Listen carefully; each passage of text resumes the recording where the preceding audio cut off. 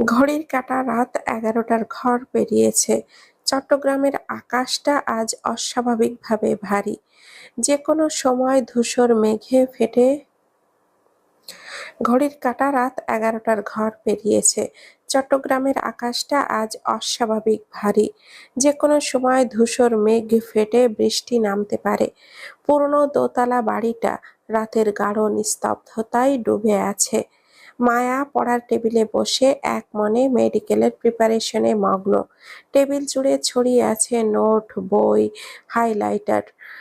চোখে মুখে নিদ্রাভাব থাকলেও মনোযোগে কোনো ঘাটতি নেই।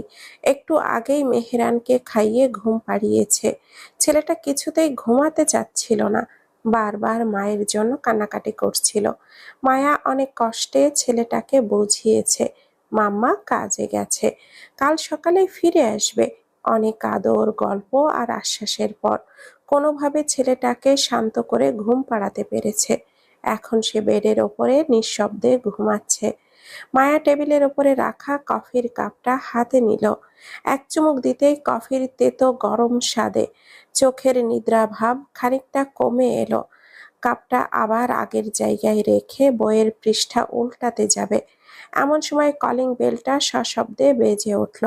কলিং বেলের শব্দে বাসার ভেতরটা মুহূর্তে কেঁপে উঠল। চমকে উঠল মায়া। এত রাতে কে আসবে? ওর বাড়িতে তো কারোর আসার কথা নেই। আপুও তো নেই। সন্ধ্যাবেলায় মধুর সঙ্গে ফোনে কথা হয়েছিল। মধু বলেছে ফিরতে ফিরতে ভোর রাত হয়ে যাবে। তাহলে কে? ভাবনার রেশ কাটতে না কাটতেই আবারও কলিং বেল বেজে উঠল। মায়া বইটা বন্ধ করে দিল। বুকের ভেতরটা কেমন যেন এক ধরনের অস্বস্তি জমে উঠল। ও ততস্থ পায়ে দরজার দিকে এগিয়ে গেল। দরজা খোলার আগেই সাবধানে পিপ হলে চোখ রাখল। দরজার বাহিরে একজন যুবক দাঁড়িয়ে আছে। মাথায় হুডি টানা থাকায় চেহারা পুরো স্পষ্ট নয়। আলো আধারিতে শুধু একটা ছায়া মূর্তি দেখা যাচ্ছে। মায়ের বুকের ভেতরটা ঢিপ ঢিপ করছে। এত রাতে একজন ছেলে কেন ওদের দরজায়? ভয়টাকে চাপা দিয়ে ও দরজার ভেতর থেকে প্রশ্ন করলো, কে? কে ওখানে? দরজার ওপাশ থেকে ভেসে এলো পরিচিত অথচ অপ্রত্যাশিত শান্ত কণ্ঠস্বর, আমি মেহেব। মায়া থমকে গেল। নামটা ওর চেনা চেনা লাগছে। ও মনে করার চেষ্টা করলো নামটা ঠিক কোথায় শুনেছে। মস্তিষ্কে চাপ প্রয়োগের কয়েক মুহূর্ত পর মায়ার মনে পড়ে গেল, এটা তো সেই ছেলে যাকে ও সেদিন মেহেরানের আশেপাশে আসতে মানা করেছিল। কিন্তু এই ছেলে এখানে এত রাতে? ওর বাসার ঠিকানা জানলো কিভাবে এই ছেলে? মাথার ভেতর একের পর এক প্রশ্ন এসে ভিড় জমতে লাগলো মায়ার। কোনো খারাপ উদ্দেশ্য নেই তো? নাকি সেই বেশি ভাবছে? এদিকে ভয়, অন্যদিকে অকারণ সন্দেহ। নিজেকেই দোষারোপ করতে ইচ্ছে হচ্ছে মায়ার। ছেলেটাকে যতবার দেখেছে ভদ্র পরিবারের ছেলে বলেই মনে হয়েছে মায়ার। অস্বাভাবিক কোনো আচরণ তার মধ্যে দেখেনি মায়া। ওর ভাবনার মাঝেই আবারও কলিং বেলটা বেজে উঠল। দরজার ওপাশ থেকে ভেসে এলো কিছুটা বিরক্তি মিশ্রিত কণ্ঠস্বর, দরজা খুলবেন কি? অনেকক্ষণ যাবৎ দাঁড়িয়ে আছি। মায়ার হাতটা দরজার হাতলে রেখে দরজা খুলতে গিয়েও থেমে গেল। আপু বাসায় নেই, ঘরে শুধু ও আর একটা ছোট বাচ্চা ঘুমাচ্ছে। এমন অবস্থায় দরজা খোলা কি ঠিক হবে? তাছাড়া ছেলেটাকে ভদ্র মনে হলেও তার মনের ভেতরে কি আছে সেটা তো আর মায়া জানে না। দোলাচলের মধ্যে দাঁড়িয়ে রইল মায়া। সিদ্ধান্ত নিতে পারছে না যে ভয়কে বিশ্বাস করবে নাকি নিজের বিচার বুদ্ধিকে। ভেতর থেকে আর কোনো সাড়া এলো না। দরজার সামনে দাঁড়িয়ে থাকা মেহেবের বিরক্তি ভাবটা এবার আড়াল করে রাখাটা কঠিন হয়ে পড়ল। ঠান্ডায় ওর হাত দুটো জমে আসছে। হুডির ভেতরে দিয়েও কানে শো শো করে হাওয়া ঢুকে যাচ্ছে। মেহেব আবারও কলিং বেল চেপে ধরল, দরজাটা খুলুন প্লিজ, আমি কোনো চোর ডাকাত না। সন্দেহ থাকলে আপনার পরিচিত কাউকে ফোন করে ডেকে নিতে পারেন। কথাগুলো স্বাভাবিকভাবে মুখে বলেও ভেতরে ভেতরে ওর বিরক্তির সীমা ছাড়িয়েছে। এই রাত বিরাতে, এমন ঠান্ডার মধ্যে ও নিজেই জানে না যে ও কার বাড়ির সামনে এসে দাঁড়িয়ে আছে। রুশনাল আজ সন্ধ্যার দিকে ওকে ফোন করে একটা ঠিকানা দিয়ে বলেছে, বাসায় একটা মেয়ে আর একটা বাচ্চা আছে, ঠিকঠাক আছে কিনা দেখে আমাকে আপডেট দিবি। কোথাকার কোন মেয়ে কোন বাচ্চা ওদের জন্য? ওর ভাই রোশনাল কেন এত মরিয়া? কিছুতেই মাথায় আসছে না মেহেবের। এইসব ভাবনার মাথায় চড়তেই ওর বিরক্তি ভাবটা উবে গিয়ে রাগে রূপ নিল। মেহেব মনে মনে ঠিক করে ফেলেছে, এবার আর ভাইকে একদম ছাড় দিবে না। রোশনাল বাড়ি ফিরলে সব প্রশ্নের উত্তর জেনে তবেই ছাড়বে। ওর ভাবনার মাঝেই দরজাটা নরম শব্দে খুলে গেল। দরজার সামনে দাঁড়িয়ে থাকা মেয়েটাকে দেখে মেহেব এক মুহূর্তের জন্য হতভম্ব হয়ে গেল। এই মেয়ে এখানে? এই মুখ, এই চোখ, এই ঠোঁট, এই মেয়েকে তো সে চেনে, খুব ভালোভাবেই চেনে। মুহূর্তেই সব পরিষ্কার হয়ে গেল মেহেবের কাছে। ওর বুঝতে আর একটুও বাকি রইল না ওর ভাই ঠিক কাকে আর কোন বাচ্চাটাকে দেখতে ওকে এখানে পাঠিয়েছে। মেহেবকে এভাবে ড্যাব ড্যাব করে তাকিয়ে থাকতে দেখে মায়া বিরক্তির গলায় বলল, কি চাই এখানে আপনার? আপনাকে তো আগেই বলেছি মেহরানের আশেপাশে যেন আপনাকে আর না দেখি। তাহলে এখানে এসেছেন কেন? আপনি কি কোনোভাবে আমাদের ফলো করছেন নাকি? মেহেবের ভুরু কুঁচকে গেল। মেয়েটার রাগান্বিত মুখটার দিকে কয়েক মুহূর্ত তাকিয়ে রইল পলকহীন চোখে। ফর্সা গাল দুটো রাগে খানিকটা ফুলে উঠেছে, গোলাপি ঠোঁট দুটো মৃদু কাঁপছে, বড় বড় পল্লবযুক্ত চোখে স্পষ্ট বিরক্তির ঝিলিক আর ঠোঁটের নিচের তিলটা উফ, মারা মাথা খারাপ করে যে ছাড়বে মেয়েটা। অজান্তেই ওর শুষ্ক ঠোঁট জোড়া জিভ দ্বারা একবার ভিজিয়ে নিয়ে ও মায়ার দিকে সামান্য ঝুঁকে শুধালো, আমি তো বলেছিলাম আপনার আশেপাশে থাকতে পারলেই হবে। কথাটা আগুনে ঘি ঢালার মতো করে কাজ করলো। চোখ দুটো বড় বড় করে মায়া কড়া গলায় শুধালো, একদম বাজে কথা বলবেন না, এখনই এখান থেকে বিদায়ী হন। এই বলেই দরজাটা সজোরে বন্ধ করতে গেল মায়া, কিন্তু দরজাটা বন্ধ হওয়ার আগ মুহূর্তেই মেহেব হাত বাড়িয়ে দরজাটা ধরে ফেলল। দরজাটা আধ খোলা অবস্থায় আটকে গেল। মেহেব ভুরু কুঁচকে শুধালো, বললেই হলো নাকি? এত দূর আমি কষ্ট করে এসেছি কি শুধু ঘরে চলে যাওয়ার জন্য? আমি ভেতরে যাব। ভেতরে আসবেন মানে? আপনি কি আমার পরিচিত? একদম না। তাহলে আপনাকে ভেতরে আসতে দিব কেন? আপনাকে ভেতরে আসতে দেব না আমি। বলেই মায়া জোর করে দরজাটা বন্ধ করার চেষ্টা করলো। মায়াকে দরজা বন্ধ করার চেষ্টা চালাতে দেখে মেহেব নিজেও দরজাটা জোর করে খোলার চেষ্টা করলো। দেখুন, আমি এখানে ঝামেলা করতে আসিনি, ভালোই ভালোই আমাকে ভেতরে যেতে দিন বলছি। একদম না, জোর করলে কিন্তু আমি চিৎকার করব। মেহেবের ভাবলেশহীন জবাব, করুণ চিৎকার। মায়া চিৎকার করার জন্য সুযোগ পেল না। সেই মুহূর্তেই পাশের ফ্ল্যাটের দরজাটা ঝট করেই খুলে গেল। আলো ঝলমলে ঘর থেকে বেরিয়ে এলো একজন মধ্যবয়সী মহিলা। চোখে মুখে তার বিরক্তির ছাপ স্পষ্ট। সে মায়া আর মেহেবের দিকে তাকিয়ে কড়া গলায় বলল, এটা কি হচ্ছে? ভদ্রলোকের এরিয়া এটা, এমন রাত বিরাতে চিৎকার চেঁচামেচি করছেন কেন? আশেপাশের মানুষের ডিস্টার্ব হচ্ছে। মায়া কিছু বলার আগেই মেহেব বিদ্যুৎ গতিতে সুযোগটা কাজে লাগিয়ে নিল।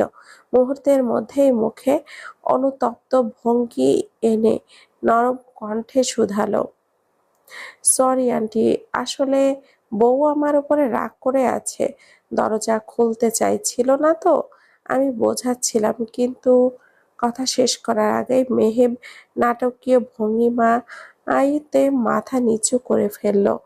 মাথায় মায়া হতভম্ব। বউ? এই এক শব্দে ওর মাথার ভেতর যেন বাজ পড়ল। মেহেব এক সেকেন্ডও দেরি না করে মায়াকে ঠেলে ভেতরে ঢুকে পড়ল। এদিকে মায়া এখনো এমন খাম্বার মতো দরজার সামনে দাঁড়িয়ে থাকতে দেখে মেহেব ওর হাতটা ধরে ওকে টেনে ভেতরে নিয়ে এসে দরজাটা ভেতর থেকে বন্ধ করে দিল।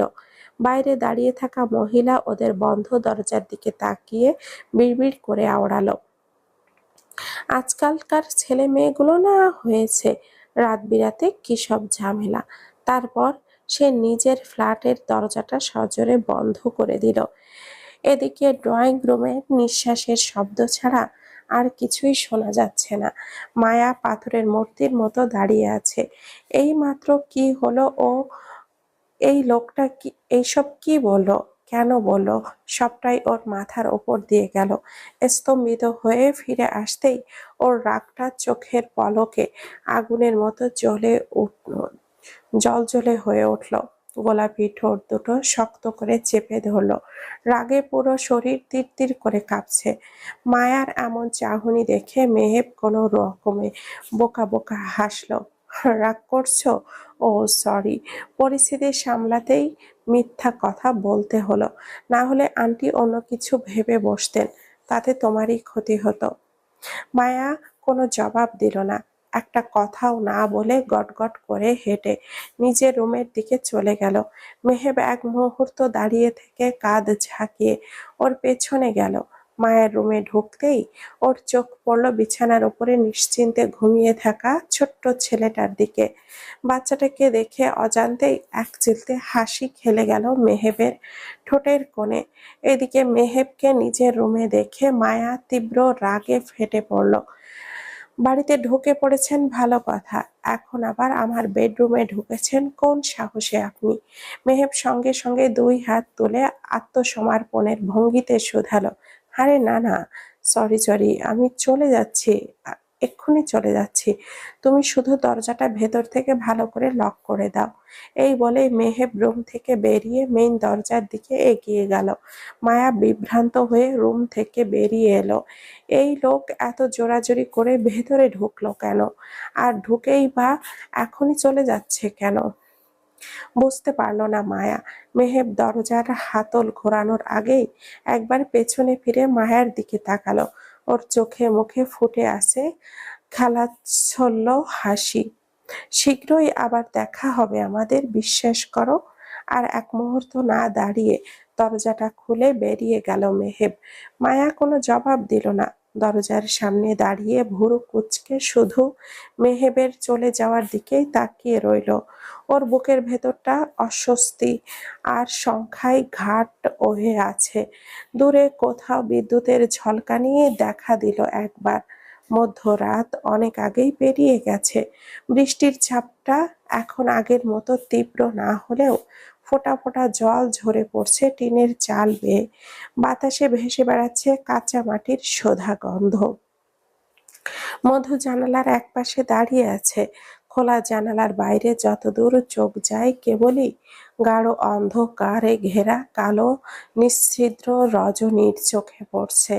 দূর থেকে মাঝে মধ্যে ঝিঝি পোকার একঘেয়ে ডাক ভেসে আসছে। এই ঘরটার একপাশে রয়েছে একটা সরু কাঠের খাট, তার পাশে কাপড় রাখার আলনা, আর ঘরের ডান কোণে ঘেঁষে একটা পুরনো কাঠের আলমিরা। একটু আগে বয়স্ক মহিলাটা মধুকে এখানে রেখে গেছে ঘুমানোর জন্য, কিন্তু মধু ভালোভাবেই জানে আজ ওর চোখে কোনোভাবেই ঘুম আসবে না। কিছুক্ষণ পর রুশনাল নিশ্চয়ই এই ঘরেই আসবে, না এসেও তো কোনো উপায় নেই। মধুর বুকের ভেতরটা অস্বস্তিতে ঢিপ ঢিপ করছে। একজন পরপুরুষের সঙ্গে সারা রাত একই ঘরে থাকতে হবে ভাবতেই মধুর শরীর শিরশির করে উঠছে। অনিচ্ছাকৃতভাবে ও নিজের লম্বা চুলগুলো ছেড়ে রেখেছে। কোমর ছাড়ানো চুলগুলো ঢাল হয়ে ছড়িয়ে আছে ওর অনাবৃত পিঠ আর কাঁধের ওপর।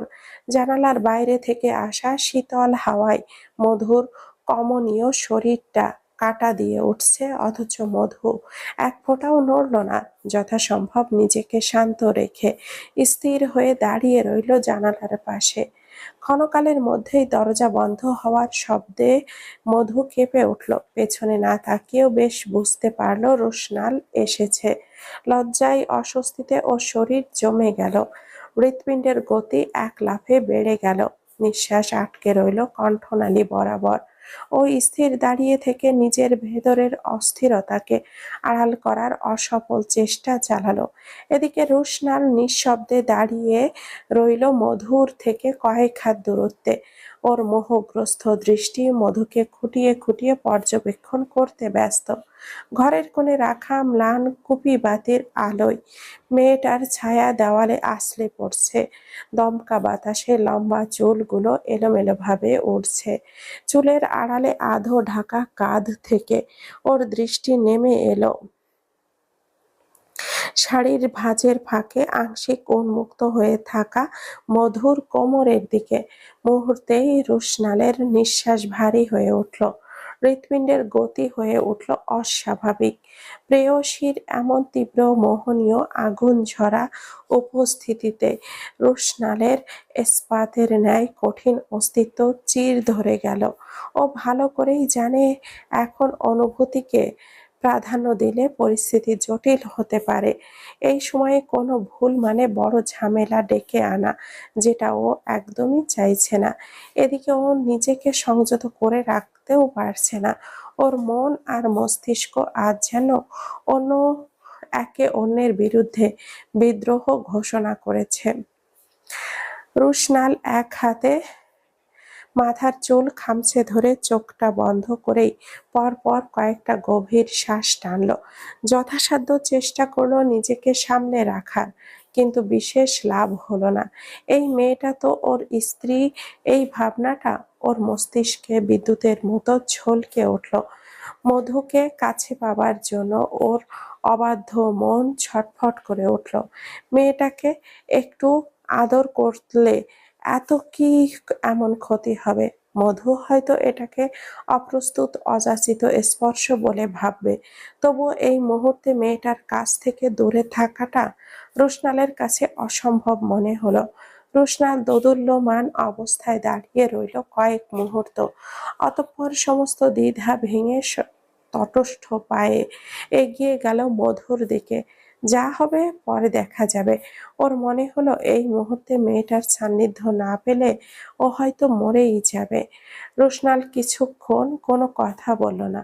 ও কেবল স্থির চোখে তাকিয়ে থেকে শুধালো, কাঁদছো কেন? মেরেছি তোমাকে? আদরই তো করেছি। মধু হতভম্ব হয়ে তাকিয়ে রইল। এই কথাটা কিভাবে বলতে পারছে সে? এই মানুষটা কি আদৌ বুঝতে পারছে সে কি করছে? আর মুহূর্তেই মধু ভয়ে, রাগে, ক্ষোভের রূপ নিল। আর ও তীব্র দৃষ্টিতে রোশনালের দিকে তাকিয়ে প্রায় চেঁচিয়ে উঠে বলল, আপনার লজ্জা করছে না এই কথা বলতে? আপনি জানেন আপনি কি করেছেন? রোশনাল কোনো জবাব দিল না, শুধু নির্লিপ্ত দৃষ্টিতে মধুর দিকে তাকিয়ে রইল। রোশনালের এই নির্লিপ্ত ভাব মধুকে আরো ক্ষিপ্ত করে তুলল। চুপ করে আছেন কেন? আপনি জানেন আপনি কত বড় অন্যায় করেছেন?